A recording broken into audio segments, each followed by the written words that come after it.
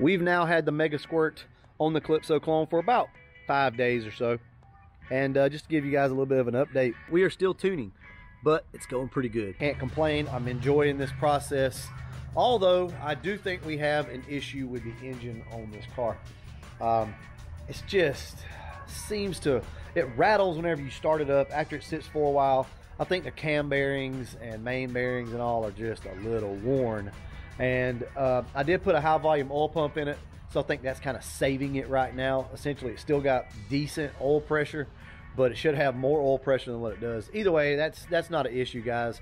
If the motor goes on this car, the worst part about it is going to be getting it back home. When we do that, we're going to pick up an Explorer engine. I've already got my hands on 2 of them if I need them. So, I mean, they run really good, no issues there. Snatch those out, strip it down, put the heads, cam, intake, all that stuff back on top of it. We'll be back running probably in about a weekend or so. Anyway, that's not the point of this video. Just know that if the engine does go, guys, we're not going to build it right now. We don't have the money to do that, and we're not going to worry about it. If it goes, it goes. It is what it is. But what we do have to do is fix the brake booster on this car and the master cylinder. I thought that I was getting like dirt on my feet and it was staining up the floorboard. Well, let's walk out here and look. You see those dark spots in the bottom of my floorboard? I thought that that was just dirt from, you know, inside the garage. Guys, I think that's coming from the brake booster. I think it's leaking, so that's got to come out. Now, it's probably already ruined these floor mats. I might be able to save them, I don't know. But either way, it is what it is. I mean, there's nothing I can do about it. I didn't know that that was happening. So we've got to get this brake booster done. We got to get the brake booster done for a couple different reasons. We got to start driving this car and tuning it, like actually tuning the upper RPMs and stuff like that. Anyway, guys, what we're going to do in this video is maybe show you guys some ins and outs of kind of the brake booster, how it goes. I've not done one on one of these cars. I thought I did. I'm a one-man show right now. Andrew's gone, so I don't really have anybody to work the camera and help me out. And then after that, we'll be able to start driving the car. Now, truth be told, I did drive the car earlier today and let it auto-tune a little bit. Guys, I'm impressed. That's all I'll say. We'll leave it at that. The idle air control valve on these cars is probably the one thing that you really need to adjust. I'll tell you something else that I did not know about idle air controls, and that is that they stay open even when the car is idling and it's unplugged. I thought the idle air control was bad in my car. Come to find out, it was fine. They're designed to do that. I had no clue. These bigger throttle bodies are always going to be a problem as far as trying to tune and stuff like that. There's a balance. There's like a tipping point, and if you don't get it just right, that throttle blade is going to be open too far or either not enough. So we'll get into all that type stuff later. Just know that all this tuning stuff, I'll be sharing it with you guys as I learn it. I do know a little bit about tuning. I don't want to come across like I'm a complete idiot.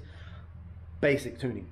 You know, VE tables, timing tables, a couple things in between, you know, stuff like that. I want to really get this car running good to show you guys, hey, this is how I did it. The car's running good, it's safe, before I start trying to kind of give you tips and tricks that could mess your car up. So understand, that's why we're not there yet with that. If you are just starting out with the program, go ahead and download the MS version, not the light version of Tuner Studio. And the reason why is you're able to set up a custom dashboard the way you want to, and it's not just for looks. Of course, you know, I had to throw my logo in here, but everything that I have is exactly the way that I wanted it. And, you know, we have everything set up the way that we need it, and that's really important. You can set up as many custom dashboards as you like. This is a really handy dashboard right here. This will pretty much tell you everything about your closed loop setup and how everything is adjusted and configured. Sorry guys, the kids are outside playing, but anyway, the point of this is, in other words, you need to know what the stepper valve's doing or the idle air control. You need to understand how everything's working so that you know how to adjust it, right? Otherwise, you're kind of in the blind, you're in the dark. Also, you're going to need a Mega Log viewer. That's so all of your data logs that you make, you're able to view them in that, and you can make corrections. You can let VE Analyzer, which is your auto tune, make some tweaks and some changes. Basically, it'll look over your file and make changes as it needs to. So that's really handy. You can purchase like the Ultimate for, I think it's for like 99 bucks, and that'll come with everything. I really do think that that's the way to go. I hate to say that because I'm all about budget, but you really need this stuff, okay? Because if you're new and you start out and you don't really know what to do and you don't know what to look at, it's really hard to tune these cars. Sorry, I know I'm all over the place, but we got a lot of information to cover, and that's just the way this channel is. It's just, it is what it is, guys. It's random. All right, I'll catch you in a few.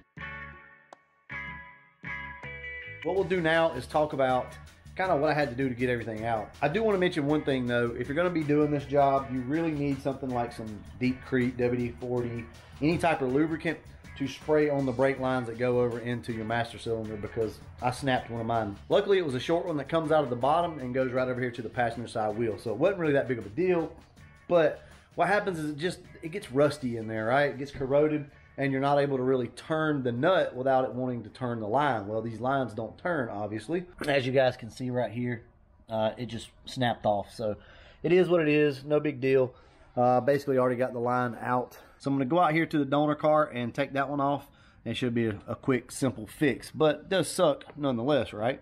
All you gotta do is spray a little bit of lubrication right here though, remember that. And go ahead and take everything off right here. Go inside the car, and there's 4 bolts there. Now you guys know that those top bolts are they're a nightmare to get to, and I don't know of any tips or tricks to help you guys with that. I actually dropped my steering wheel down. As you can see, I just dropped my steering wheel down. What I did was just went in right through the top here, and you're able to get to that top bolt over there.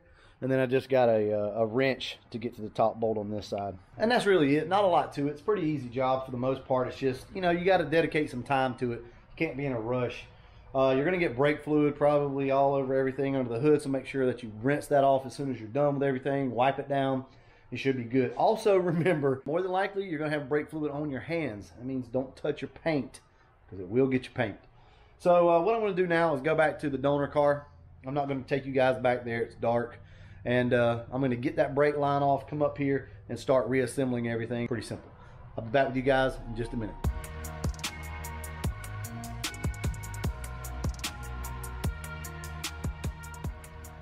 Obviously, as you can see, I have the brake booster on the car. You know, went on pretty easily for the most part. Like I said, not really any tips or tricks I can give you. It's just pretty much straightforward. You put it in, bolt it back up, everything's good. I would recommend probably to drop the column down. There's just like 4 bolts under there, 4 nuts, and it'll allow it to drop.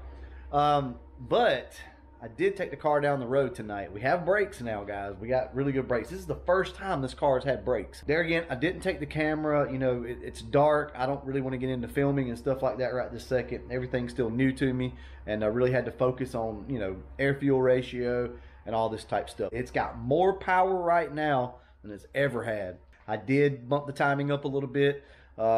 Up around like 80 to 100 kPa. So I'm not going to give you any numbers yet on what I bumped the timing up to. I want to make sure the car is good. And like I said, guys, I don't know how long this engine's going to last. It could come apart any day now. And it's not due to tuning or anything like that, obviously. It's just, I don't know, guys. We still have a little bit of an issue with you know, idle surge. You can compensate with that between timing and fuel. You can come in and tweak that. I'll just have to show you guys later on how to do that. But that is definitely one way you can combat that. Also, idle air control. So we'll get into all that later. Now, auto-tune is going to keep you really safe. So you're going to have to go in and you know, take some fuel away up top if that's what you want. And also, you're going to have to add your own timing. It's not going to do that. We'll also go ahead and hook the computer up just so you can kind of see some of the settings on it. How about that? All right, let's go ahead, start the car up, and I'll show you exactly how quick everything responds. So as you can see, the car is off. Watch how quick this thing comes online. Look at that. That is amazing. I love it. Okay, so there's all of our settings right there. Manifold, air temp, coolant temps. Thing's a little hot right now, but it's been idling, so it should be pretty good. We really need to reset that throttle position though. See that number? That's your throttle position. Let's go ahead and do that now. It's probably fine, but we'll go ahead and do it anyway. And tell you what, let's go ahead and calibrate wide open too. I was telling you guys about that. So we'll get current, hold it, get current, and accept. Okay, let's go ahead and start the car up.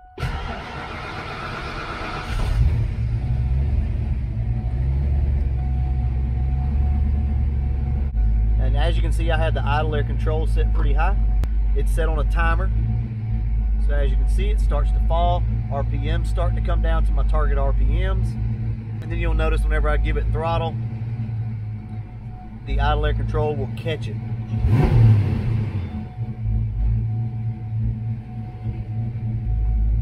and then it'll start to decay off again. You know, I had some guys ask, why didn't you get the Holley Terminator X? You just need to be able to do whatever it is you need to do, right? I don't know. I mean, the Holley is a lot more expensive. I got this as a tuner kit, so it only costs like 800, I think like 880 bucks or something like that. So it's a good bit cheaper. You know, there's nothing wrong with any of these tuning softwares and computers and stuff like that. I mean, you get whatever you like. I'm accustomed to this already as far as how it works. I've really kind of quickly grown into it. Guys, I have studied and studied. The car runs freaking good. And we've not even added all the timing, and we've not even taken all the fuel out of it yet. But so far so good. I'm really happy with this. Anyway, this is just one of those oddball, just like random videos. Hopefully this engine will hold up. It'll last. I think all we have really is a noisy rocker. All right, guys, I'm going to go ahead and wrap this video up. I'll catch you guys next time where we'll take the car down the road, do a little bit of tuning, show you some of the features and whatnot, beat on the car a little bit. Hopefully it holds together. Anyway, guys, I'll see you in the next one. And as always, thanks for watching.